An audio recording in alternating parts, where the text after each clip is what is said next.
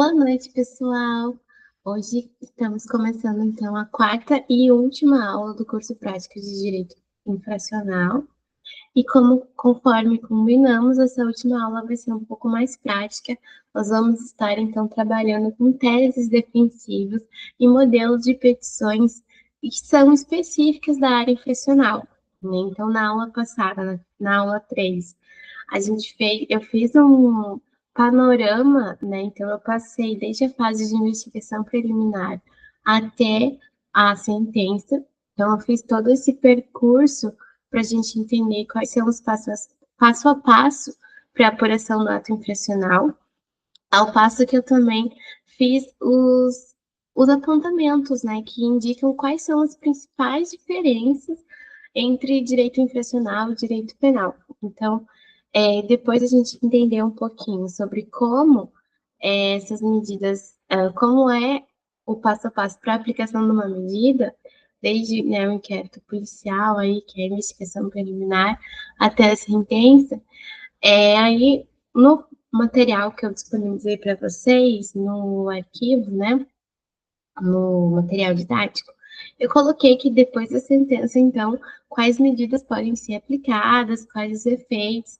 Eu não vou adentrar especificamente nas medidas socioeducativas, né, mas elas estão lá elencadas no estatuto e são regulamentadas pela lei do SINASE, né? Então, aí, os parâmetros básicos de medida socioeducativa, né? Então, que são o máximo de até 3 anos, né? Então, a medida, ela tem esse tempo, esse limite máximo, mas conforme eu falei na terceira aula, por mais que tenha um tempo máximo de medida, ela não tem uma correlação entre o ato infracional e a medida a ser aplicada, por isso, né, que a gente tem essa abertura de discricionariedade, então o judiciário vai poder aplicar uma medida de internação, né, e tem aplicado em casos em que a gente vê que não são tão graves, né, eu já fiz pesquisa, já comentei na aula passada, de que, por exemplo, no ato infracional equiparado ao crime de furto, já se foi aplicada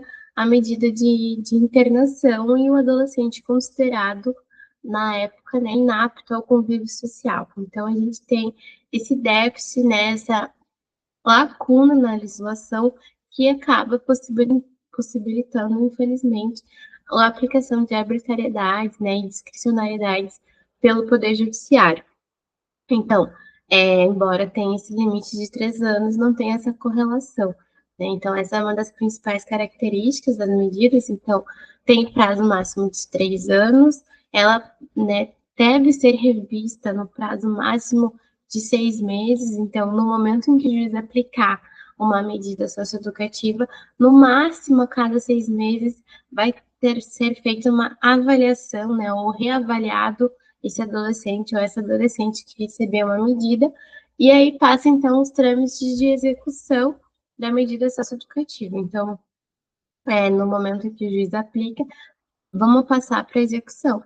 E aí, essa execução é regulamentada, então, pela lei do SINASE e passa a ser estabelecido esse prazo de, no máximo, a cada 6 meses, ter essa avaliação, né? Então, essa avaliação vai consistir num relatório elaborado tanto pela unidade em que o adolescente está, e também ele vai ser tanto o relatório quanto o Ministério Público, e aí o importante é do papel da defesa também estar presente durante essa avaliação, e também do próprio adolescente e de sua família. Então, é importante que nesse momento de avaliação da medida também haja uma atuação defensiva, né, no momento de avaliação e de confecção desse relatório. Né, no Rio Grande do Sul, que foi a cidade que sou natural de Passo Fundo, lá na minha cidade, o juiz fazia essa avaliação em audiência. Então, era interessante porque tinha a oportunidade do adolescente falar, da família falar, embora não falasse, mas tinha essa oportunidade, né? Criava um ambiente hostil para o adolescente, né? Não deixa de ser um ambiente nada amistoso, né? Estar ali sendo avaliado se a sua liberdade ou, né, se a sua medida vai ser mantida. Mas a importância da audiência é essa possibilidade, então, de interação entre o adolescente, a família, o judiciário e a unidade, né? Então, essa interdisciplinariedade, essa comunicabilidade entre essas pessoas e esses órgãos, né, enfim, é interessante na aplicação da medida. Mas aqui em Curitiba, eu fiz pesquisa também no mestrado e não é feita audiência, então a avaliação é feita escrita mesmo, né? Há o relatório da unidade, né? E falando mais na medida de internação, que é a privação da liberdade, é feito um relatório pela unidade aí com parecer psicólogo, assistente social, da própria professora e da escola, mas não é a participação do adolescente, né? No caso da adolescente, que eu fiz numa unidade feminina, mas também tinha um adolescente trans lá. Nessa unidade, a adolescente não participava, né? Sequer tinha acesso a esse relatório, que é confeccionado pela unidade. Então, a defesa tem que estar atenta nesse momento de confecção desse relatório, né? Da participação, principalmente da família, do adolescente, da adolescente. Então, aqui no Paraná, eu vejo que há essa dificuldade de a participação do adolescente ser mais efetiva, né? Então, acredito, né, estudando um pouco sobre o tema, que a audiência, né, então a oralidade, né, o olho no olho ali com o adolescente, e também lá no Rio Grande do Sul era feita na unidade de audiência, então havia um conhecimento da própria família, né, de toda a unidade, assim, era feita numa sala de aula, ou na biblioteca da unidade, era feita essa audiência, então, para ter essa aproximação entre comunidade e unidade, então é interessante tentar em uma audiência para se ter essa revisão da medida e análise do relatório, claro, né, participação do Ministério Público e da audiência e da defesa, para ter uma maior percepção, né, de como foi o cumprimento, para pensar em essa avaliação. Mas, via de regra, ela é feita por escrito, né, então, sem esse contato, e o adolescente, sim, também ter a sua participação garantida, né, que é uma, inclusive, das violações, né, porque lá no Estatuto está como um dos direitos exclusivos do adolescente ter esse momento de requerer, né, de petição a qualquer momento, né? O que significa isso? Significa que ele vai poder estar manifestando, né, tendo esse direito postulatório pessoal, né, é comprometido quando a gente não tem essa possibilidade de audiência. Mas, pensando aí ainda nas medidas e na execução, que eu nem preparei material sobre isso, porque não quis entrar especificamente nas medidas de internação, mas além do prazo, né, de 3 anos, da avaliação sendo máxima a cada 6 meses, isso significa que ela pode ser anterior a 6 meses. Então, se a gente tiver um adolescente cumprindo medidas de internação ou qualquer outra medida que esteja desempenhando tenha, né, esteja tendo um bom desempenho, pode ser possível a gente pedir já a avaliação dele de imediato e requerer uma medida mais branda, né? Então não precisa esperar chegar aos 6 meses. O estatuto é muito claro nesse sentido, né? Que o prazo máximo. Né? Então, o contrário também é válido. O adolescente não pode ficar 6 meses sem, sem ser avaliado. Né? Então, caso ele não seja avaliado em 6 meses, é necessário fazer o requerimento, e caso ele tenha, né, esteja desenvolvendo, né, um bom desempenho, é possível também pedir que ele seja avaliado antes, né, desse prazo de 6 meses. E isso, na prática, a gente vê que tanto os adolescentes, né, como familiares não têm esse conhecimento de que é possível ser feito assim o pedido de avaliação, né, em menos tempo. O que garante aí também uma eficácia da medida, né? Vamos dizer assim. Se a medida está cumprindo com o seu papel de reintegração, né, e de responsabilização em menor tempo, por que não reavaliar essa medida, né? Por que não pôr em liberdade ou, enfim, retirar a medida em meio aberto que foi aplicado, se a função, se o papel da medida foi cumprido, né? Então, a necessidade de reavaliação às vezes em menor tempo é necessário, né? Às vezes o adolescente ou o adolescente precisava de pouco tempo, né, para entender aí as consequências da atitude que foi cometida. Então, é interessante estar atenta a esse prazo de reavaliação, tá?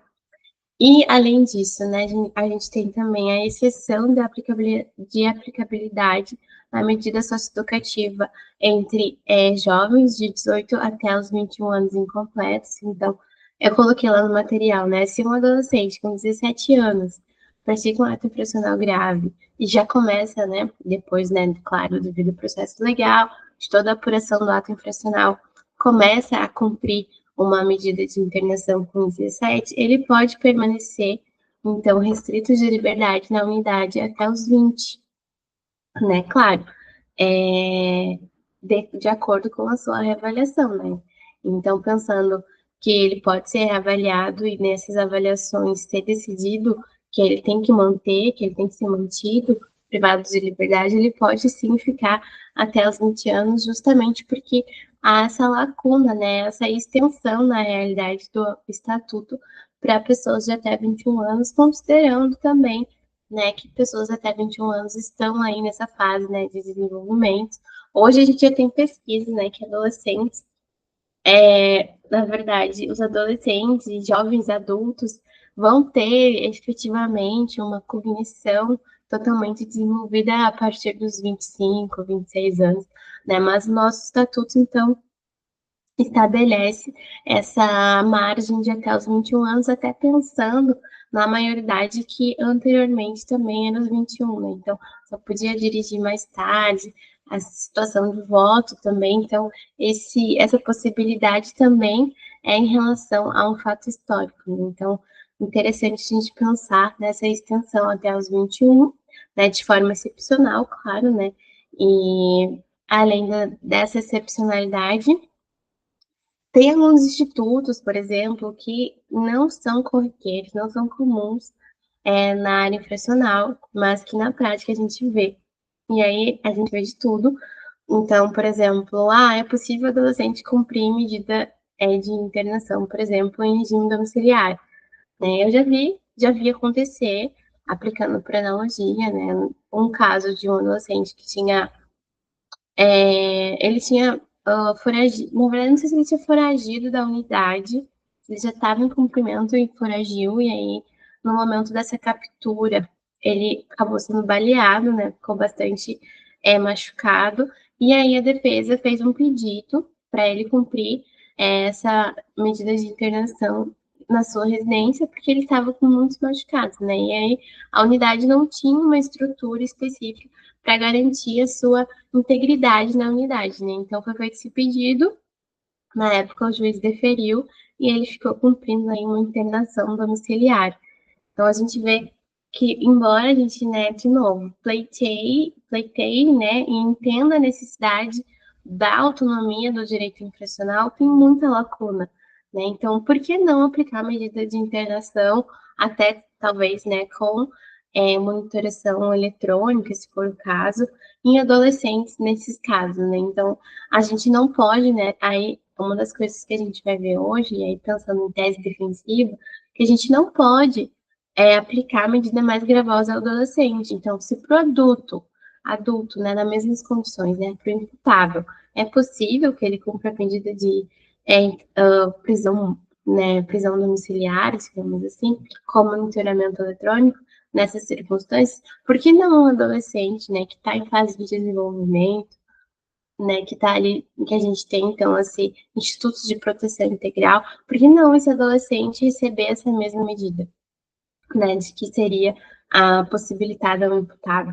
Então, a gente sempre tem que estar atenta a essa necessidade de estar olhando para o direito penal para a gente entender, né, aí, de novo, né, o direito penal juvenil, né, essa incorporação de elementos, né, que garantidores do direito penal para a área infracional. Então, em termos de cumprimento em regime domiciliar, há essa possibilidade.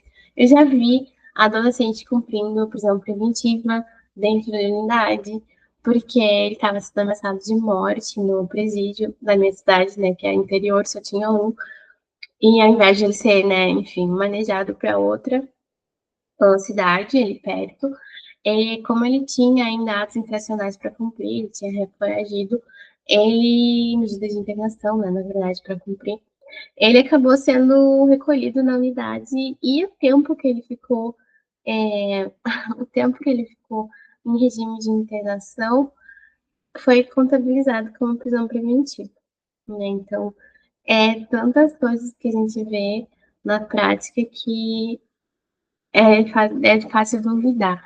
Mas aí pensar nesses elementos, assim, algumas coisas que eu pensei em iniciar a aula para falar na execução, para falar, né, da possibilidade aí já também de teses defensivas na execução de medida. Então, como eu falei, eu não preparei material, acho que está lá as principais em termos de medida socioeducativa. Coloquei no material didático, né, em termos de reparação do dano, ficar atento à possibilidade, prestação de serviços à comunidade, também relacionar com o tempo do adolescente, né, principalmente se ele trabalha, se ele estuda, então ficar atento a isso também na hora de fazer defesa. Enfim, gente, o mais em relação a isso está no material didático. E aí, qualquer dúvida, a gente pode seguir conversando, tá bom?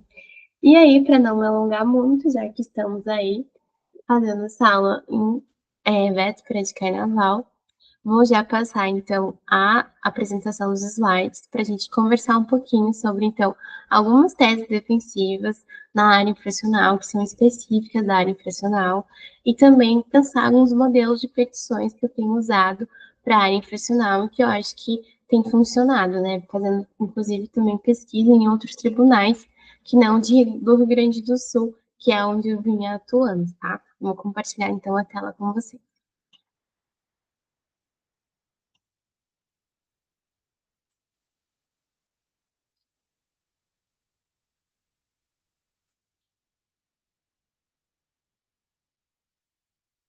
Vou compartilhar aqui.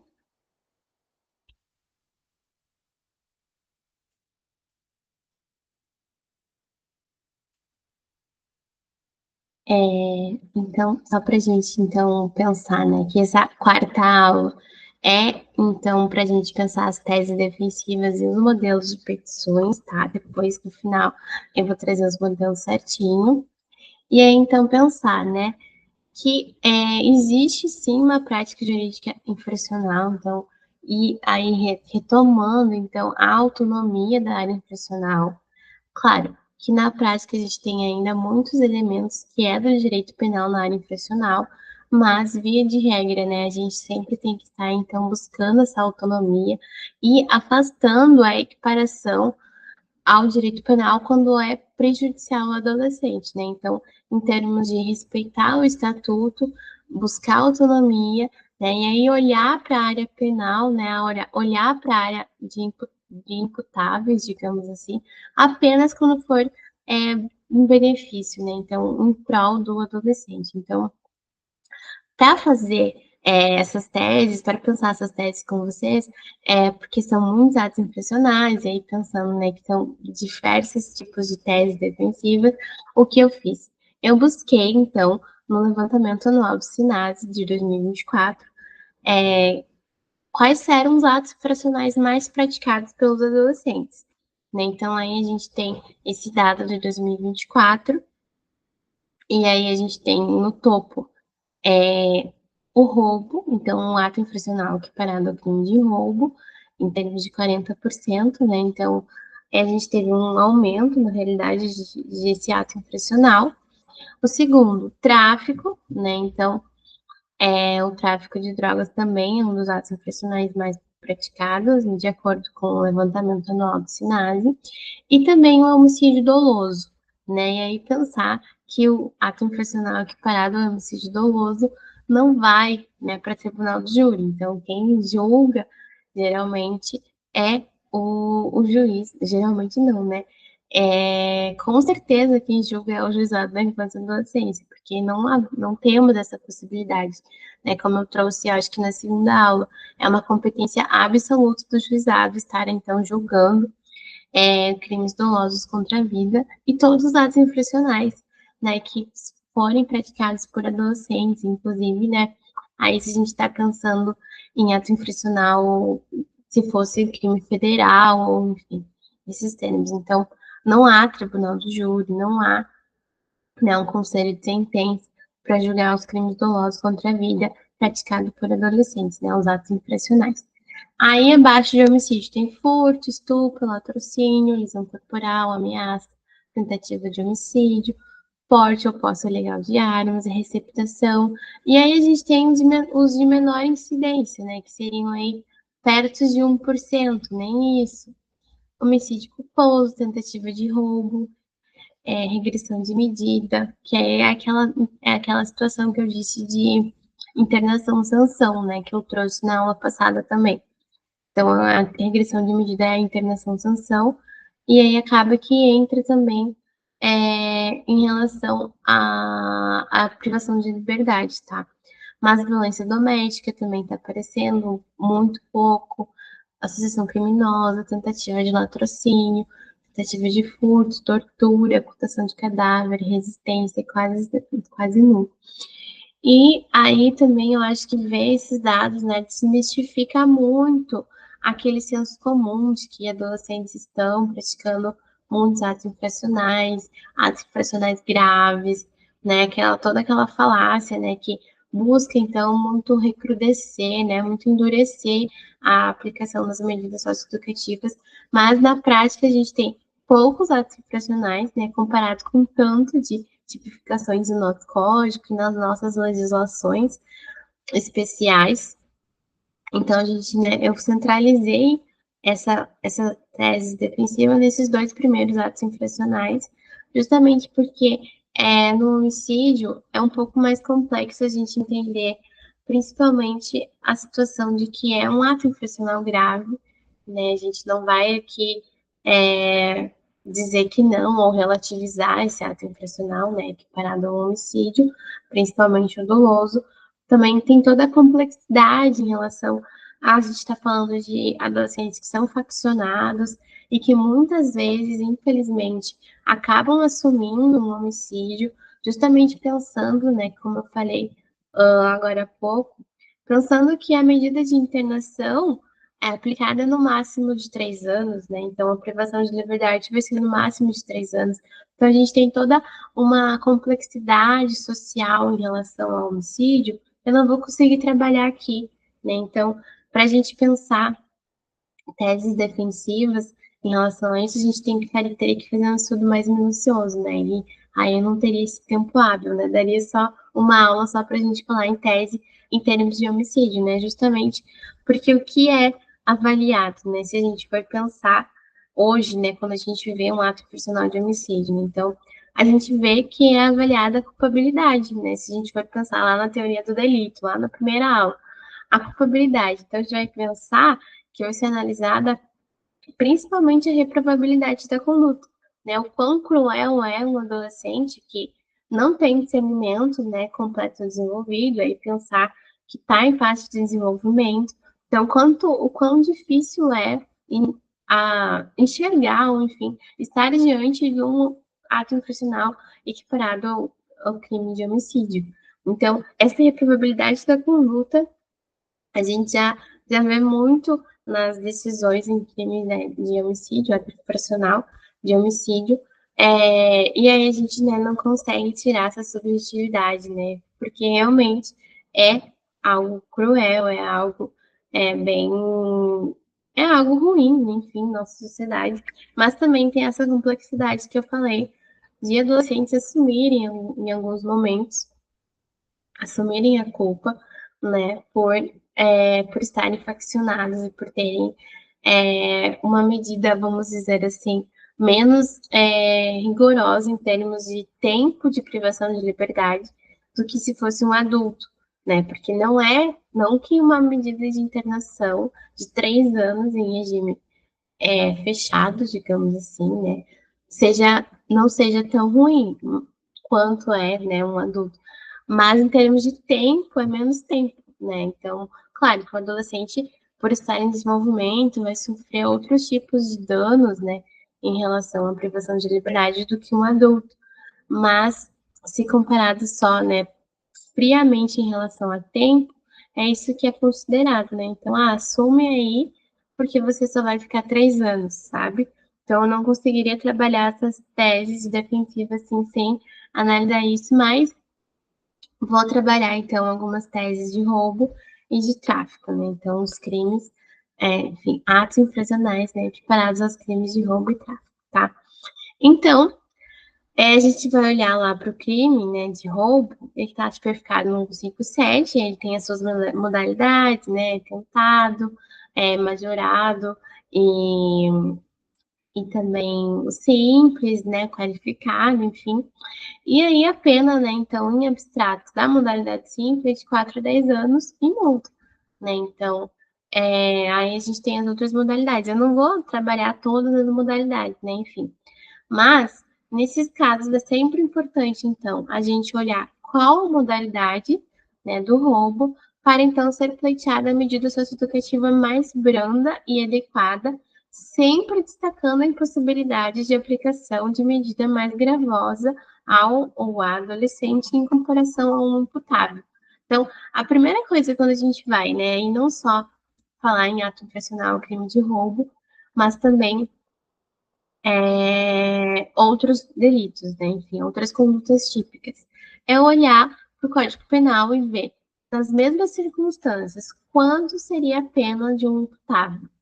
Bom, então, se é uma tentativa, se é um simples, né? Se não tem nenhuma causa de nenhuma majorante, nenhuma qualificadora, não tem por que ser aplicada, por exemplo, uma medida de imediato de internação sem atividades externas, né? Então, analisar as circunstâncias da conduta, né, típica, para entender qual a medida seria mais viável em termos de comparação com um adulto, tá? Então, essa é a principal dica de tese defensiva, não só para o roubo, mas para os outros delitos também. E aí, aqui no caso, né, eu trouxe uma decisão de 2024 do TJ do Rio Grande do Sul, que nesse caso, por exemplo, né, era um roubo majorado, então já identificamos que é um roubo majorado, e a defesa então postulou em sede de apelação a medida que fosse aplicada a internação, porque se a gente for ver lá no estatuto, né, é permitida a internação desde que atos infracionais graves, né, com violência, grave ameaça, e o caso de um roubo, a gente tem aí a violência, ou dependendo, a grave ameaça, né, um ou outro, ou os dois. Então, a possibilidade de aplicação de internação em atos infracionais graves. Então, a gente pode entender que o roubo, né, principalmente olhando para o Código Penal, tem uma pena elevada, e aí, em relação a isso, pode ser considerado, então, um ato infracional grave, né, pensando assim, numa subjetividade, mas que realmente né, é uma discricionalidade, mas que faz sentido. E aí, nesse caso, a defesa fez um pedido de reforma da sentença para aplicação, então, da internação, mas com possibilidade de atividades externas, né? Eu coloquei lá no material especificamente o que seria isso, no material didático, mas uma internação com possibilidade de atividades externas permite, por exemplo, que o adolescente consiga fazer atividades externas da unidade, por exemplo, fazer um curso, né? Durante a minha pesquisa do mestrado, as adolescentes saíam fazer cursos de informática, ou faziam um passeio no parque, enfim, conseguia ter a saída da unidade e não passava o período integral da internação sem ter esse contato com a sociedade. Né? Então, elas até comentaram né, que nesse período elas podiam sair com roupa normal, né, sem algema, sem marca-passo. Então, essa possibilidade de sair da unidade era vista como muito favorável, assim, né, por não restringir totalmente a liberdade.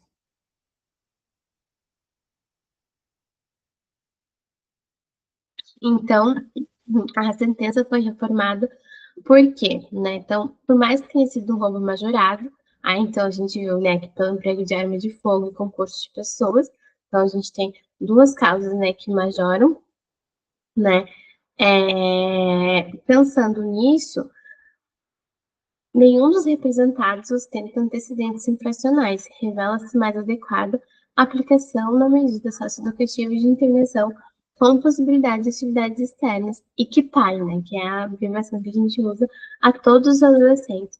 Então, nesse caso, era concurso de pessoas, então provavelmente. Eu não li o acórdão todo, tá? A gente só botei aí a emenda. Mas provavelmente, né? Com certeza, na realidade, eram mais de um adolescente. Claro que esse concurso de pessoas poderia ser com imputáveis, então poderia ser um adolescente com imputáveis, mas aí como a gente viu na aula de competência, né, o imputável vai ser, então, julgado pela justiça comum, né, e o adolescente aí vai ser julgado necessariamente pelo juizado da infância e da juventude, né? Então, o concurso, nesse caso, foi com outros adolescentes, e todos eles, então, tinham bons antecedentes infracionais, ou seja, não tinham antecedentes. E aí, em razão disso, a defesa conseguiu, então, que essa internação fosse aplicada com possibilidade de atividades externas. Então, além da gente olhar para qual a modalidade, né, do crime ou do, enfim, do ato infracional que foi praticado, a gente e olhar lá para a área penal como seria aplicada, a gente também pode aí pensar lá no 59 do Código Penal, né, na culpabilidade, que os bons antecedentes são uma causa, por exemplo, de diminuição, né, em termos de dosimetria da pena. Então, entender que ostentar bons antecedentes é algo positivo. Aqui a defesa usou para aplicar a medida de internação com possibilidade de atividades externas. Então, e o Tribunal de Justiça reformou a sentença. Então, essa é uma das teses, né, que funciona para o roubo e também pode funcionar para outro ato infracional. Então, ficar atento aí aos antecedentes e aí o quanto é positivo ter atividades externas, né? Porque tem unidades, por exemplo, que como funcionaria, né? Aplica a internação, aí tem aquela avaliação de até 6 meses, e aí dentro desse período, então ele está sem atividades externas, vamos aplicar atividade externa, aplica atividade externa, para daí ver se ele tem condição de ir para uma medida meio aberta. Então já poderia ficar pelo menos um ano aí cumprindo medida de internação até ter a atividade externa. Aí, já começando com uma atividade externa, já possibilita que na primeira avaliação ele consiga ter uma medida em meio aberto, ou até uma semi-liberdade, né? Porque a gente tem aqui na área infracional, então na execução infracional, a gente não tem essa vedação de progressão per saltum, né? A gente não tem a obrigação necessariamente de ir reduzindo, como há, por exemplo, no penal, né? Então, vamos botar no semiaberto e aí no aberto. Não, no regime, né? A gente não tem isso na área infracional, então a gente já pode aplicar essa atividade externa desde o início e ir postulando já na primeira avaliação a medida em meio aberto, então, né, mas tem alguns juízes, né, que tendem a fazer isso. Deixa sem atividade externa, passa para atividade externa, avalia como está o desempenho, para daí aplicar a medida em meio aberto, né, ou semi-liberdade. Mas, então, já teria um passo a mais, já reduziria pelo menos aí 6 meses de internação, o início, né, dessa internação com atividade externa. Então, eu trouxe essa decisão para a gente ver, né, quais são os benefícios de conseguir uma internação com possibilidade de atividades externas, mesmo diante de um ato infracional aí considerado grave, tá? E aí, então, né, qual foi a tese que eu destaquei? Que é a ausência de antecedentes infracionais. Então, essa é uma das teses, né, que podem ser utilizadas, assim como outras, né, que a gente vê, por exemplo, na área penal que estão dando certo, que é o erro no conhecimento, no reconhecimento. Então, aí a gente tem todo o debate que estava tendo no STF, né, do reconhecimento facial de pessoas negras, principalmente. Então, a gente pode trazer essa tese de erro de reconhecimento para a área infracional. Eu não achei nenhuma decisão, né, nesse sentido, mas pode ser uma das teses também pleiteadas, principalmente para anular, então aí tem dentro de teses de nulidades, né, anular o reconhecimento e aí, né, pleitear uma liberdade, ou enfim, efetivamente a exclusão, né, desse processo. Então, entender que é possível, sim, então, fazer esse pedido de erro de identificação, tá? Por exemplo, por fotografia ou reconhecimento facial. Enfim, é possível manejar algumas teses defensivas que são do penal na área infracional, mas ela precisa ser sempre dando essa pincelada de que um adulto receberia medida menos gravosa. Então, um adolescente não pode receber medida mais gravosa do que um adulto, né, do que um imputado. Então, é interessante a gente pensar isso, tá? E aí, então, outro ato infracional que eu separei para a gente pensar teses defensivas, aí olhando lá para o nosso ranking, né? O nosso não, do levantamento anual de sinais, que todo ano tem feito esse acompanhamento em termos de quais são os atos infracionais mais praticados. O tráfico de drogas, e é o que a gente mais acaba atuando em defesa, né? É o tráfico de drogas, então, ato infracional equiparado ao tráfico de drogas. E aí a gente vai olhar lá para a lei de drogas, né, 13.343 de 2006. Ela tem uma pena em abstrato de 5 a 15 anos de prisão. Então, ela tem uma pena maior, inclusive, do que o roubo, né? Então, analisando em termos de ato infracional, é sim considerado um ato infracional grave, porque pensar, né, que a pena na área penal também é uma pena alta, né? Então, entender que ato infracional é considerado grave, né, em termos do estatuto, tá? E aí, se a gente for ver lá para a legislação penal, a gente tem outras modalidades, né? Então, com penas menos gravosas, com penas menos gravosas, né? Então, o consumo, né, embora a gente tenha aí essa desclassificação, na verdade, a a descriminalização, né, despenalização pelo STF, mas a gente tem, então, o consumo ainda assim como um crime, embora não tenha pena, e o tráfico privilegiado, né, também, que é aqueles casos em que o réu, né, com os antecedentes, enfim, que a gente sabe que se aplica na área penal, o tráfico privilegiado que tem uma pena menor, seria o tráfico comum, né, o tráfico simples. Então, nesse ponto, o que a gente pode ser pleiteado, né? A desclassificação, então, se esse adolescente foi apreendido com uma quantidade que pode, né, aí dentro do razoável ser classificada como consumo pessoal, é possível fazer esse pedido em termos de defesa, tá? Inclusive também pleiteando a despenalização e a impossibilidade, né, de aplicação de medida ao porte de maconha. É possível, tá? Mas aí a gente vai pensar em todos aqueles instrumentos, né, que eu trouxe na primeira aula, de que o judiciário tem essa tendência de entender que a aplicação de uma medida socioeducativa, ela é protecionista, ela é uma proteção ao adolescente. Contudo, né, a gente sabe todas aí as malezas, né, as mazelas da intervenção de algumas medidas socioeducativas. Então, muitas vezes o judiciário acaba aplicando, mesmo que seja para consumo, por entender que um adolescente em consumo de drogas está indo para o caminho do desvio, né? Está, então, se caracterizando como um delinquente ou como um desviante.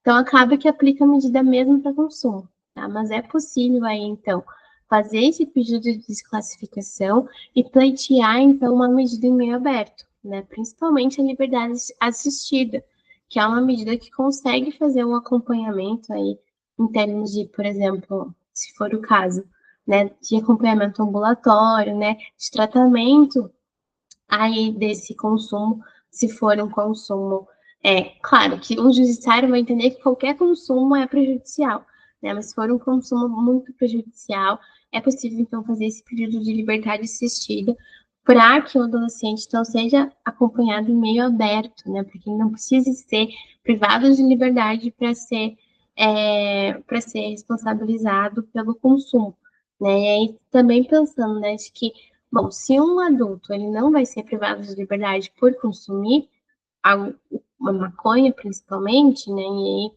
tem que entender que tem que ser feito um recorte de raça aqui, porque muitas pessoas adultas brancas são pegas, né, com quantidade de drogas, né, não só da maconha, mas cocaína, enfim, e bala, né, a gente vê nas festas, enfim, e êxtase, e não são classificadas como traficantes, assim como usuárias. A gente tem, por exemplo, aí as pessoas negras sempre, né, praticamente enquadradas, a gente tem pesquisa já sobre isso, enquadradas enquanto traficantes.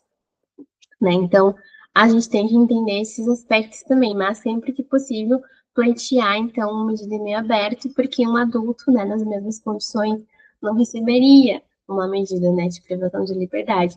Então, entender que é possível pedir a desclassificação e manejar esses outros tipos de teses, né, de que é possível, então, um acompanhamento em meio aberto, ambulatorial, uma liberdade assistida, né? Poderia, então, fazer esse acompanhamento para que não haja, então, a privação de liberdade, né, do adolescente, tá?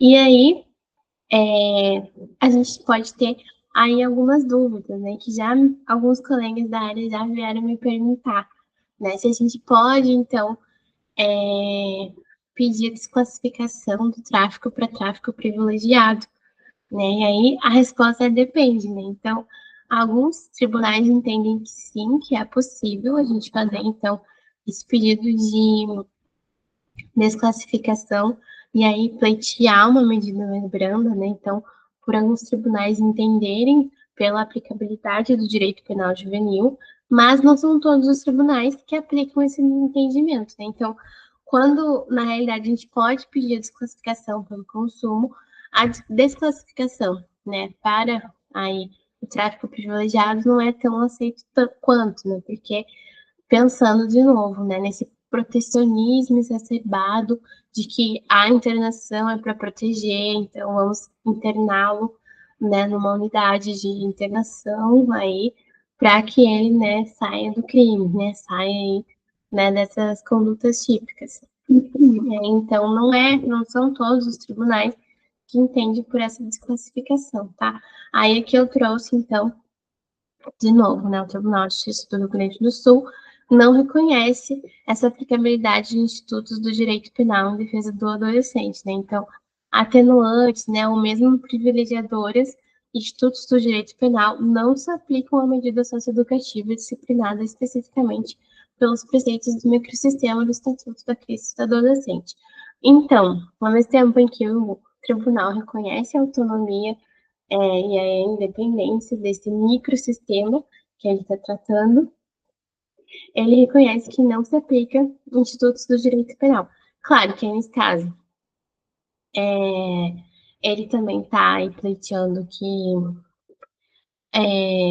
embora seja independente, autônomo, ele está colocando que esses atenuantes, que é em benefício do adolescente, não se aplicam, né? Justamente aí por entender que foi aplicada a medida adequada, né? Nesse caso, foi aplicada uma medida em meio aberto, então, né? Então, a gente tem aí uma medida em meio aberto que seria adequado ser postulado, então, sempre que possível, pode pedir a desclassificação, né? Mas sempre lembrar que ressaltar que as medidas em meio abertas servem, tem maior, é, tem maior né, possibilidade dentro do contexto, né? E pensar também que um adulto não receberia uma medida em meio fechado se fosse desclassificado para o tráfico privilegiado. Então, não tem por que o adolescente ficar em regime, né, fechado, enfim, privado de liberdade, se a SEC podemos fazer essa recuperação, né, e se ele pode cumprir em meio aberto, que seria aplicado a um adulto. Então, entender essa dinâmica de envolvimento com o direito penal, né, e pensar no protecionismo, na proteção integral, na condição de desenvolvimento, ajuda a construir essas teses defensivas, tanto do tráfico, enfim, quanto do roubo, tá? E aí, então, aqui destacando, né? A decisão demonstra duas situações em que foi solicitada a equiparação entre o direito penal e o direito infracional. Então, a aplicação do atenuante da confissão espontânea. Então, a defesa, nesse caso, né, pediu a confissão espontânea, o judiciário não entendeu que não, embora lá na outra decisão, né, o judiciário entendeu que os adolescentes, por não terem assim, antecedentes infracionais, poderiam receber uma medida menos gravosa. Né? Então, aqui nesse caso, não entendeu que a confissão possa ser uma atenuante e também não reconheceu o tráfico privilegiado. Mas aí, é claro, tudo vai depender de como você postula isso, né? Então, você quer uma confissão espontânea como atenuante, mas para quê? Para que é essa atenuante? Sendo que na área profissional a gente não tem fixação por exemplo, assim, ele não vai ficar 2 anos e 2 meses em medida de internação, né? O prazo máximo é 3 anos e a cada tempo ele vai ser avaliado. Então, a gente não tem como atenuar, por exemplo, nesse sentido, numa medida de internação. Então, por isso que tudo depende de como você pede, né? Então, se você fosse pedir, de repente, uma atenuante pela confissão para que a medida seja em meio aberto, né? Porque o adolescente se mostrou, então, colaborou, né, com a apuração do ato infracional e com isso reconhece, né, as consequências dessa postura que ele teve, dessa conduta. Então, se a gente pensar nesse sentido de formular a defesa por esse viés, não necessariamente com o viés do direito penal, a gente consegue algumas, digamos assim, facilidades dentro da área, né? Por isso que eu digo, né, desde o começo, essa mistura do direito penal ela precisa ser muito bem elaborada para a gente conseguir ter resultados positivos, né? Então, não necessariamente importar os instrumentos, mas conseguir manejar os instrumentos do direito penal com a área infracional e destacando a autonomia da área infracional, né? Para não fazer puramente uma correlação com o direito penal, que aí também não existe, né? Então, aí destacando que essas duas teses não foram reconhecidas, então vai se ter destacada, foi destacada pelo tribunal, a autonomia no direito profissional, tá? E aí, aqui só reforçando o que eu disse, né? Verifique-se que as teses comumente usadas no direito penal nem sempre serão recepcionadas pelo direito infracional, e isso pode ser visto como algo prejudicial. Mas, de novo, embora a gente veja, né, a atenuante não é reconhecida, né, a desclassificação não é reconhecida, mas a gente tem que manejar isso para que seja reconhecida, né, e ressaltando, então, a autonomia do direito infracional. E aí, uma das principais formas, né, que eu vou ressaltar é destacar a impossibilidade de adolescentes receberem tratamento mais gravoso do que os maiores de 18 anos, né? É, então, é interessante a gente sempre estar atento a isso. E aí, em termos de tese defensiva, né? É válida a analogia de que, em condições semelhantes, um adulto que tenha praticado o crime de tráfico de drogas na modalidade privilegiada não cumpriria pena privativa de liberdade em regime fechado. Assim, um adolescente em situação análoga também não pode receber esse tratamento. Então, foi o que eu trouxe, né? Então, se as condições daquele ato infracional equipara-se, né, ao crime de tráfico privilegiado e um adulto não receberia uma medida, né, restritiva de liberdade, um adolescente também não pode, né? Então, por isso que a gente tem que estar atento e aí manejar esses estudos da confissão, da desclassificação, para fazer essa relação, né, destacar a autonomia da área infracional. Então, acho que essa é a principal dica de tese defensiva, né? Saber como manejar os instrumentos da área penal para a área infracional, para a gente não recair na mera importação, que aí os tribunais não têm aceitado, nessa mera e simples, atenuante, vamos atenuar. Não tem como atenuar, não tem, por quê? Porque o juiz não fixa prazo estabelecido. Já vi juiz fixar? Já vi juiz fixar prazo de internação, em 1 ano e 2 meses, mensurar, fazer dosimetria. Não existe na área infracional. Acontece? Sim, mas em termos de defesa, não é viável que você faça pedido de aplicação de atenuante, por exemplo, porque tem essa especificidade, né? Aí o judiciário não vai receber com bons olhos, né? Então, por isso que é importante saber manejar e conhecer a autonomia, né, da área infracional para conseguir fazer pedidos, então, né, que sejam condizentes com a área, né? E aí, por fim, ainda no tráfico de drogas, né? Então, tem a súmula 492 do STJ, que dispõe, né? O ato infracional análogo ao tráfico de drogas, por si só, não conduz obrigatoriamente à imposição de medidas socioeducativas de internação do adolescente. Então, a gente tem também essa súmula do STJ, né? Então, aí, se a gente tiver, por exemplo, um adolescente com bons antecedentes, né? Que teria confessado o ato infracional e que também estava provavelmente numa modalidade de tráfico privilegiado, se for dispensar a equiparação com um direito penal, o STJ veio e disse que não é possível, então, ser aplicada essa medida de de internação em meio fechado. Eu vou fazer um intervalo rapidinho, já volto.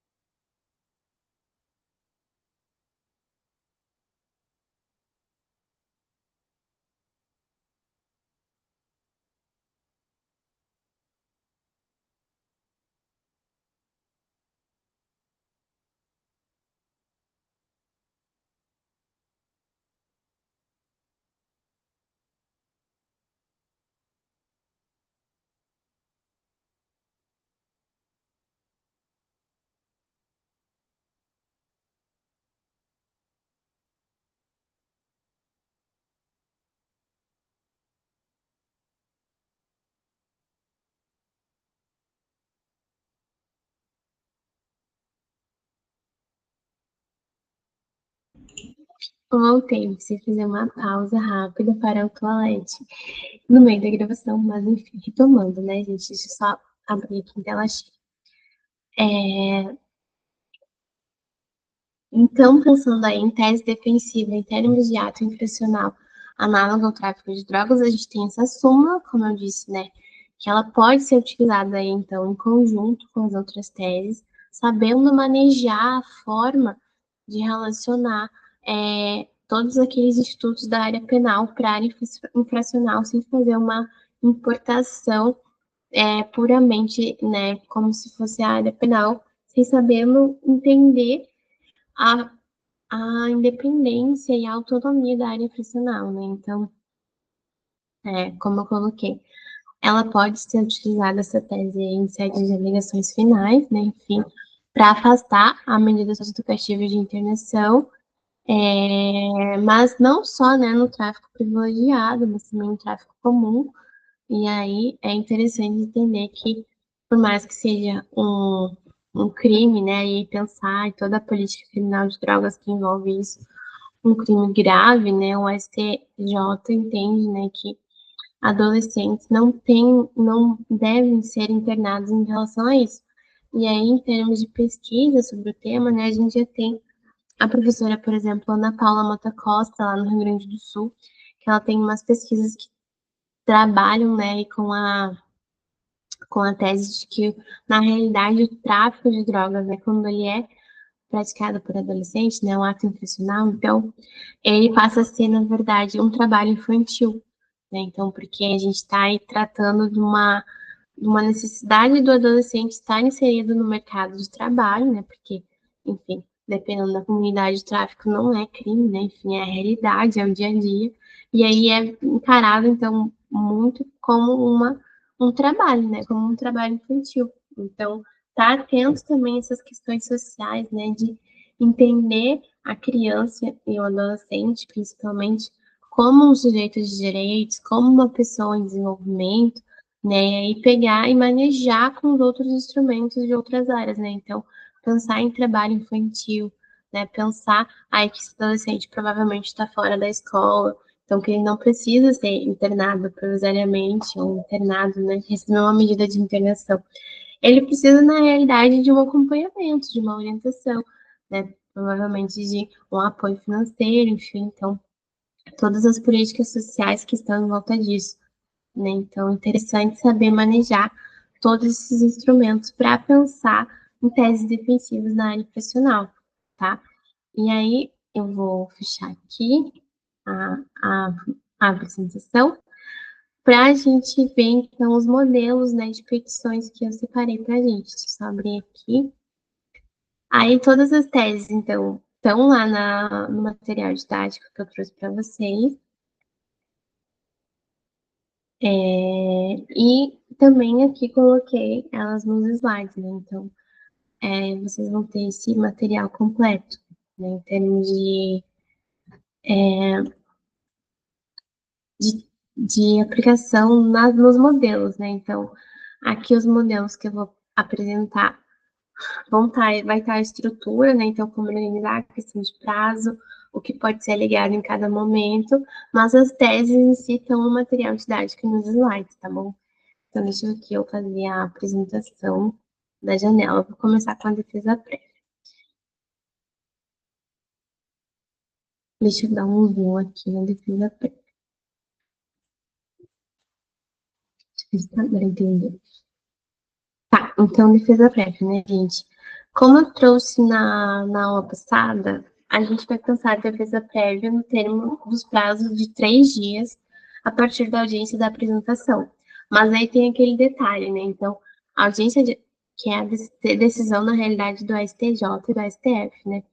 A audiência de apresentação, ela vai ser o ato inaugural do procedimento, desde que não seja feito o interrogatório do adolescente, né? Então, a apresentação, e aí vamos pensar, né? Pensar aí no direito penal. A audiência de apresentação como uma modalidade, né, de audiência de custódia, para entender as circunstâncias, né? Então, a gente já tem a oitiva informal do adolescente no Ministério Público, e aí a gente vai ter também, então, essa audiência de apresentação para entender as circunstâncias dessa apreensão, tá? A gente não vai ser feito interrogatório do adolescente de imediato. Aí, caso tenha sido feito, a gente pode pedir a nulidade, né, desse procedimento, enfim, de todo o processo e, inclusive, pedir a liberdade do adolescente, tá? Mas a gente vai, então, trabalhar com a defesa prévia no prazo de 3 dias, a partir da audiência de apresentação.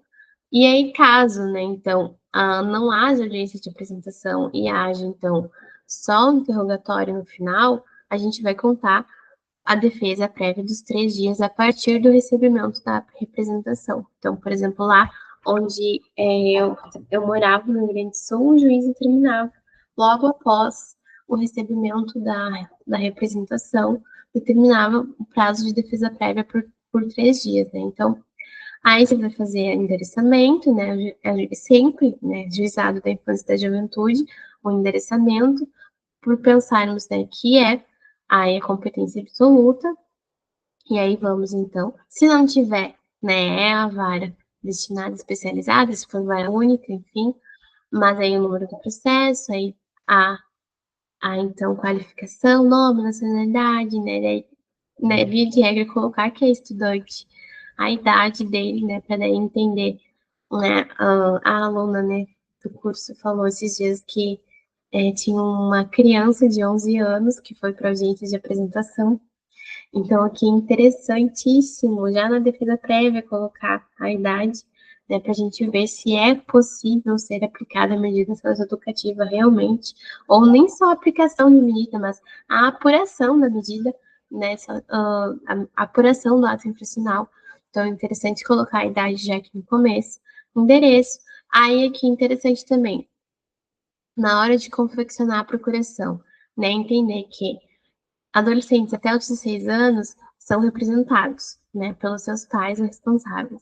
E aí, enfim, toda aquela questão de direito civil, né, se for representado por pai, por mãe, está na documentação. Aí eu sempre gosto, né, de na procuração também, tanto a assinatura do adolescente quanto da mãe ou do pai do responsável. Então, a assinatura dos dois, tá, para garantir depois, né, também, caso tenha contratos de honorários, a execução do contrato. Então, os dois precisam assinar. Tanto assistido ou representado, eu sempre coloco os dois, tá? Mas aqui, em termos só de nomenclatura e de técnica, né? Nomear se é representado ou assistido, que vai depender da idade. Então, a partir dos 16 é assistido, né? Por ser representante legal. Daí, identificar, qualificar o representante. Acho que é importante para trazer, né? E pensar em todo esse protecionismo em relação a criança e adolescente, aí destacar que não, esse adolescente aqui não está perdido no mundo, né? Então, ele não está, digamos assim, em situação irregular. Então, já trazer também toda a qualificação. E aí, se possível, também colocar a profissão, né, do representante legal aqui também, tá? para identificar que essa pessoa é uma pessoa que tem um amparo familiar. Isso é muito importante na área profissional, assim, destacar esse amparo, né? Porque a internação vem justificada pelo desamparo, pela necessidade de internação. E aí, quando a gente rompe com isso, é quando a gente fala, não, esse docente, ele é um estudante, ele, né, tem seu representante legal, que tem uma profissão, que tem um endereço fixo. Ele não é uma pessoa, né, que precisa desse protecionismo, desse paternalismo, que na realidade é revestido de violência, de segregação. Esse adolescente tem esse amparo, né? Então, já de início, já fazer toda essa qualificação para trazer essa para trazer esse impacto, né, para o judiciário. Aí o nome da peça, né, enfim, é o fundamento legal, tá lá no 186, parágrafo 3º. Aí de início fazer uma síntese, né, então aí você vai lá e faz, aqui eu coloquei quais seriam, né, os delitos, enfim, as condutas típicas, mas aí você faz a narração, né, do que está na representação, e aí então, antes de entrar no mérito, né, já de início eu gosto, né, de ressaltar a possibilidade de remissão, né? Então, aí, dependendo do ato infracional, claro que aqui eu coloquei roubo e tráfico, nem sempre é possível remissão desses tipos de atos infracionais, né? Mas, né, de início já pedi remissão, né? Então, mesmo que não tenha tido audiência de apresentação ainda, ou se já tiver tido audiência de apresentação, for apresentada a defesa prévia posterior, já faz o pedido de remissão. Então, que, né, já daí, por exemplo, na audiência de instrução, né, de continuação, já tem o pedido, o juiz já vai analisar tanto na audiência, ou enfim, o despacho mesmo, tanto em forma de suspensão do processo, aqueles casos, né, de medida que o docente tem que cumprir para daí o processo ser extinto, ou já de extinção, né? Então, se for por exemplo, ato infracional equiparado a um crime, que haja possibilidade de reparação do dano. Se for possível, já pede já reparação, né? Enfim, como forma de remissão, e já pede a extinção do processo. Então, né, já na defesa prévia, fazer esse pedido que já corta caminho, né, e já demonstra conhecimento, né, da área profissional, né, enfim, dos institutos específicos, né. Claro que o Ministério Público também, muitas vezes, ele já pede na representação, tá, ou na auditiva informal, mas caso você esteja diante de algum ato infracional que necessariamente não precisa responder processo, né, que você, né, entende que é de menor potencial ofensivo, esses dias um colega pediu ajuda de um adolescente que foi apreendido por perturbação ao sossego público. Aí ele me perguntou assim, tá, e o que que eu peço na audiência de apresentação dele? Aí eu falei, pede remissão, pede uma advertência. Gente, né, enfim, perturbação ao sossego público é uma contravenção, eu acho, nem sei, mas não tem necessidade de um adolescente responder um processo de apuração de ato infracional por isso. Então, eu já falei para ele, você pede remissão, pede uma liberdade assistida, né, ou uma advertência. Né? Então, sempre, preliminarmente, pede e explica a possibilidade de remissão. Então, aqui, né, gente, eu trabalho também em casos de absolvição sumária, tá? Então, no mérito, eu sempre destaco que é interessante, né? Então, se você conseguiu acompanhar, por exemplo, a apuração do ato infracional em sede de investigação preliminar, e já foi possível dar uma olhada no que a delegacia especializada está produzindo de provas, né? E você pode já produzir suas contraprovas, já pede alguma, por exemplo, né, enfim, existe uma filmagem do adolescente que prova que no dia ele não estava no lugar.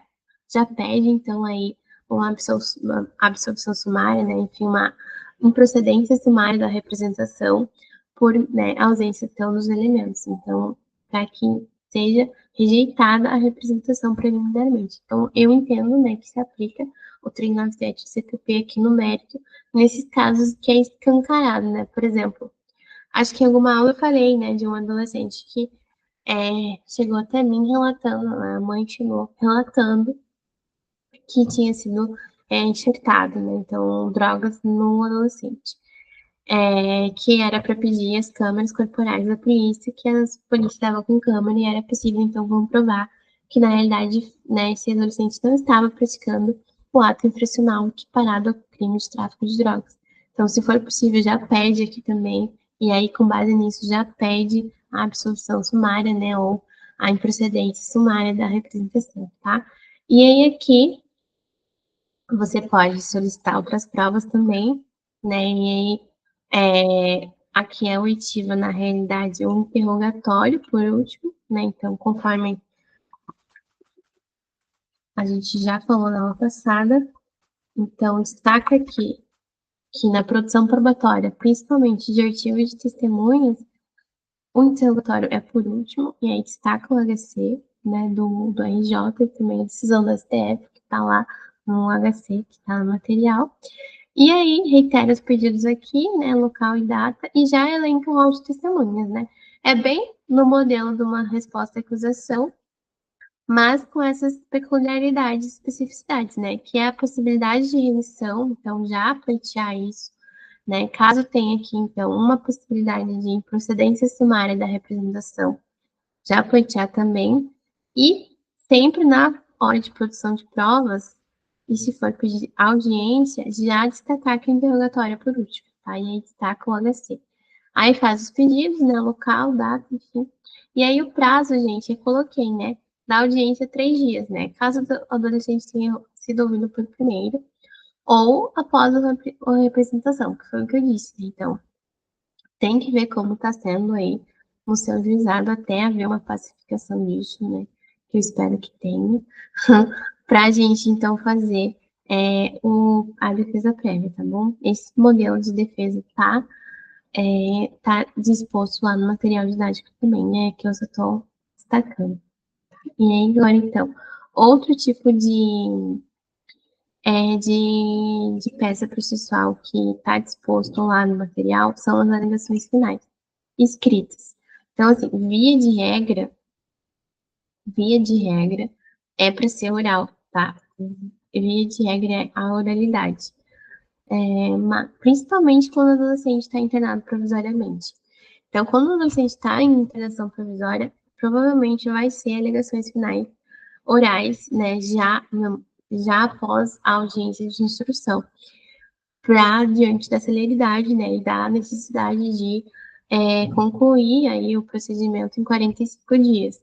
Então, vai ter um tempo hábil aí, dependendo da comarca, de que haja tempo para alegações finais escritas, né, mas, de todo modo, eu trouxe aqui, então, um modelo, que também está no material, aí o endereçamento, a mesma coisa, o processo, aqui é um nome, né, já qualificado, e aí eu ressalto o nome do adolescente, também do representante, com aquele intuito, né, de destacar, esse adolescente não está sozinho, tá, ele está aqui, e ele tem essa representação, tem a família junto com ele, e aí, né, geralmente, na audiência de continuação, é determinado o prazo para alegações finais escritas quando não há tempo hábil ali para fazer as alegações orais, né? Então, é determinado. E aí, a gente, né, não tem uma previsão no estatuto de qual o prazo para as alegações finais escritas, quando é na apuração do ato infracional. O que a jurisprudência tem feito, tá? A jurisprudência, eu coloquei aqui a prazo, né, aqui na nota de rodapé, que está lá, né? O prazo para apresentação de apresentações de alegações finais escritas em apuração é de 5 dias, por analogia ao disposto no artigo 193, parágrafo 1º do Estatuto. Então, que esse 93 aqui está falando de responsabilização das entidades, né, que, por exemplo, assim, uma unidade de acolhimento institucional não está respeitando o estatuto, enfim. Quando está essa entidade sendo processada, enfim, há a possibilidade de alegações finais escritas em 5 dias. Então, por analogia, é esse prazo que é usado no ato infracional, tá? Então, fica atento também na audiência de continuação. Quando que o prazo que o juiz vai dar é de 5 dias, e aí, caso ele não dê prazo para alegações finais escritas, nulidade, tem já a decisão nesse sentido de que, se não for oportunizada as alegações finais orais após a audiência de continuação, e nem foi dado prazo para alegações finais escritas, é possível, então, pedir a nulidade, né, desde aí a, a audiência, tá bom? Então, fiquem atentos aí quando não tiver sido oportunizadas as alegações finais, tá? Aí faz uma síntese prática, né, faz aí relação de quais provas, aí preliminarmente, né? Então aqui eu coloquei duas, mas aí uma terceira seria na realidade, duas, né? Então, duas nulidades que você pode alegar em alegações finais, que é já quando o processo está no fim, né? Então, a primeira é se o adolescente foi interrogado inicialmente, então, se lá na defesa prévia você pediu, né, para ele ser ouvido por último, né, para ele ser interrogado por último, né? Então, até vou trocar aqui, né? A ação interrogatório. Então, se lá na defesa prévia você fez pedido para ele ser interrogado por último na audiência de continuação e ele ainda foi já na audiência de apresentação, você pode aqui, então, nas alegações finais, que é o momento, né, mais imediato, ou pode também, né, enfim, quiser fazer petição autônoma, mas, enfim, em termos de processual, é o momento imediato após o interrogatório, nas alegações finais, já fazer então um pedido de nulidade por ele ter sido feito como o primeiro ato da audiência, já pede nulidade desde a audiência, desde o interrogatório, e aí, caso ele esteja, né, internado provisoriamente, já pede também a liberdade dele, em razão dessa nulidade, que é absoluta. E aí também já pode ser feito outro pedido, que é a ausência do lado psicossocial, né? Esse laudo psicossocial, acho que eu já falei em alguma aula, que é o laudo que é feito para entender as condições do adolescente, né? Então, psicológicas e sociais, é feito com uma assistente social e com uma psicóloga.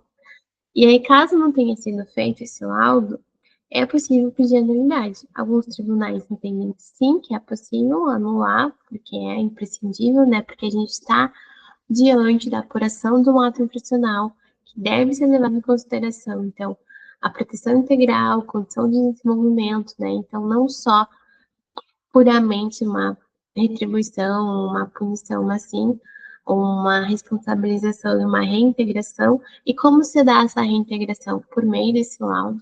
Então, é importante manejar esses institutos da área infracional em termos de defesa para conseguir uma nulidade pela ausência do laudo, tá? Então, preliminarmente já faz, tá? Então, no mérito, tá?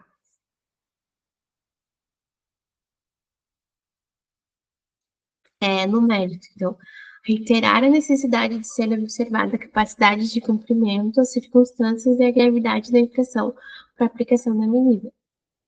Então, tudo que eu falei em termos de tese defensiva, a gente vai trazer aqui para as alegações finais, né? Então, questões de atenuantes, como manejar atenuantes, né? Então, como entender que um adulto em mesmas condições receberia outro tipo de responsabilização que não meio fechado. Então, o adolescente não pode receber esse tipo de medida. Então, entender aqui e manejar todo no mérito essa parte de comparação mesmo com a área penal, tá? E considerando, então, todas essas circunstâncias. E quando tiver o lado psicossocial, apontar os pontos positivos, né? Então, ressaltar, por exemplo, que o adolescente está na escola, que a família dele está com ele, né? Que ele tem um bom convívio aí com a comunidade que ele está inserido. Então, se no âmbito psicossocial tiver elementos positivos, ressaltar nas alegações finais, que aí traz toda aquela situação de destacar que o adolescente não está desamparado, né? Desassociar a figura do adolescente daquela visão de estar em situação irregular, que é lá do Código de Menores que a gente viu na segunda aula, tá? Então é importante o laudo psicossocial justamente para isso, né? Para provar, né, que o adolescente não está em situação irregular, que ele tem família, que ele está na escola, né? Se ele trabalha também, fala que trabalha, faz, sei lá, estágio, né? Tá numa situação de menor aprendiz, né? E aí destaca isso com base no laudo, tá? E aí também, aí de novo, né? É, entender que é impossível aplicar medidas mais gravosas comparadas aos imputáveis, né, que já falei, e também se o ato infracional tiver sido praticado, né, com reflexos patrimoniais, verificar a possibilidade de cumprimento de reparação do dano, que aí é nesse momento que você vai pedir, então, né, você vai fazer o pedido de qual medida é mais adequada para o caso, né? Então, aí ter em mente que se tiver reflexo patrimonial nesse ato infracional, é possível, então, ir reparar esse dano, tá? Mas aí, ao mesmo tempo que lá na defesa prévia, é possível já também postular a remissão, né? Então, aqui é só se a remissão não contar, tá? Se a remissão não tiver funcionado, você pode tentar aqui também, daí, pedir essa medida socioeducativa, tá bom? E também não impede, se você não ter pedido, na defesa prévia, se você não tiver pedido a remissão, você pode pedir aqui também, ou antes até, porque é até a sentença, a remissão, né? Então, nas alegações finais, necessariamente o juiz vai estar proferindo a sentença. Então, caso você não tenha pedido em defesa prévia a remissão, você pode pedir antes das alegações finais, tá? Porque, né, tem que ser antes da sentença. E aí o prazo, né, como eu falei, é por analogia de 5 dias, tá? 5 dias corridos. É pequeno, né, se a gente for pensar. Pensar aí que enfim, mas em termos de circunstâncias, se o adolescente estiver privado de liberdade, é necessário que seja um prazo, né, corrido e curto, tá? Então, esse é o modelo de alegações finais que eu estou disponibilizando, tá lá no material didático. E agora, por último, gente, já encerrando a aula, a gente tem, então, a apelação, né, que é para a gente, então, aí combater uma sentença que, eventualmente, tenha aplicado uma medida socioeducativa que a gente entende ser mais gravosa, ou, enfim, que a gente entende que, na realidade, o adolescente deve, na realidade, ser absolvido. Então, a gente tem aí a possibilidade de apelação com pedido de efeito suspensivo, né? Então, a mesma coisa do que a gente já vinha falando ao juizado, né? Porque aí uma especificidade, né? Necessariamente as apelações precisam ter o pedido de retratação. Então, por isso que a gente endereça ela para o juizado, tá? Então, faz o endereçamento para o juizado, o número de processo, a qualificação, destaca o nome do adolescente e da representante, pelo amor de Deus, como a gente já vê em todas as peças, né? Enfim. Aí destaca aqui os dados do Ministério Público, né? O seu dado, enfim. Aí destaca a sentença, coloca o motivo de procedência, né? Se foi procedente ou se foi, enfim, qual o motivo que você está querendo combater a decisão. E aí o fundamento é o 98, parágrafo 2º do Estatuto. E aí já destaca a necessidade de retratação na forma do inciso 7 do Estatuto do 198, tá? E aí destaca que tem pedido de efeito suspensivo, né? Então, aí eu botei na nota de rodapé aqui, o efeito suspensivo deverá ser pleiteado caso o adolescente não esteja em cumprimento de internação provisória, para suspender os efeitos das sentenças que aplicou medida socioeducativa de internação, né? De internação. Então, se o adolescente, né, tava em liberdade, e aí às vezes o juizado já pode mandar ele ser recolhido, né? A gente não tem como a gente não tem tanta flexibilidade como é no penal de recorrer em liberdade. Justamente, de novo, gente, é sempre isso, porque é identificado que é um caráter de proteção que ele seja privado de liberdade. Então, tem que pedir o efeito suspensivo, tá? Para ele não cumprir, para ele responder para ele recorrer em liberdade, digamos assim. Então, se o juiz não entender pela retratação, requer, então, um encaminhamento superior instância. Aí, né, destaca ali a data, né, e aí lembrando que o prazo é 10 dias úteis. Então, se a gente tem alegações finais em 5 dias corridos, a defesa prévia em 5 dias corridos, a gente tem a apelação em 10 dias úteis, tá? De acordo com o estatuto. Sim, os prazos são totalmente malucos se comparado aí com penal e com o civil, porque não é um nem outro, né? Então, a autonomia do ato infracional da apuração é, inclusive, em termos de prazo, tá? Então, destaca as razões, o nome, né, do docente, e aqui também é interessante colocar a representação, né? Representado ou assistido, tá? Faz assim, por, né, por... Aí faz já também assim, Ministério Público apelado. Tempestividade, destaca, né, os 10 dias, né, então, que exclui o primeiro e inclui o último. Preparo, não tem preparo, né, então, como eu falei em alguma aula, não há necessidade de pagamento de preparo na área profissional, então, mas destaca também, né, porque vai que tem um juiz, né, principalmente juízes de vara única, que não são acostumados com a área profissional, destaca o artigo também, tá, que não é preciso.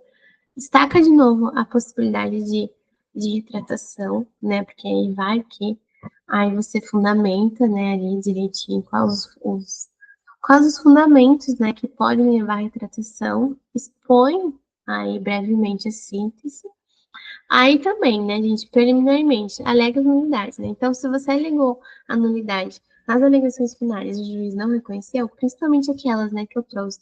Ah, ele foi interrogado no primeiro ato, que é a nulidade em alegações finais. O juiz não deu uma sentença, retoma aqui, é, é, retoma aqui na apelação, tá? E aí, se você também não alegou nas alegações finais, eu entendo que pode ser ligado na apelação, mas aí você vai também correr o risco de ter uma preclusão, tá? De ter uma preclusão, porque como essa decisão do STJ, né, de que o adolescente deve ser interrogado por último, é uma decisão que não é uma lei, enfim, por exemplo, né, então não tem essa... Eu entendo que é a nulidade absoluta, mas o judiciário, em tese, não entende. Então, se você não alegou lá, talvez aqui você receba uma preclusão. Então, por isso que é interessante já pleitear nas alegações finais, tá? A ausência do laudo também é um bom motivo de nulidade, como eu falei. E qualquer outra nulidade também, gente. Ah, teve nulidade no reconhecimento, ou não foi utilizado contraditório, né? Como eu falei, se lá não houve possibilidade de apresentar alegações finais escritas e nem orais, é possível aqui você pleitear a nulidade também do procedimento a partir do ato, né? Aí, é, aproveitando que foi cumprido até ao ato nulo, e aqui, no mérito, fazer então o pedido de reforma e explicar qual a medida mais adequada, né? E aí destacar então, por exemplo, a possibilidade de atividades externas, né? Como foi o caso lá daquele processo que a gente viu do roubo, em que os antecedentes, a ausência de antecedentes infracionais possibilitou que o adolescente pudesse então cumprir uma medida de internação com possibilidade de atividades externas. Então, aqui é um momento também de destacar aí essas teses defensivas que a gente tratou no início da aula, tá? E também, caso seja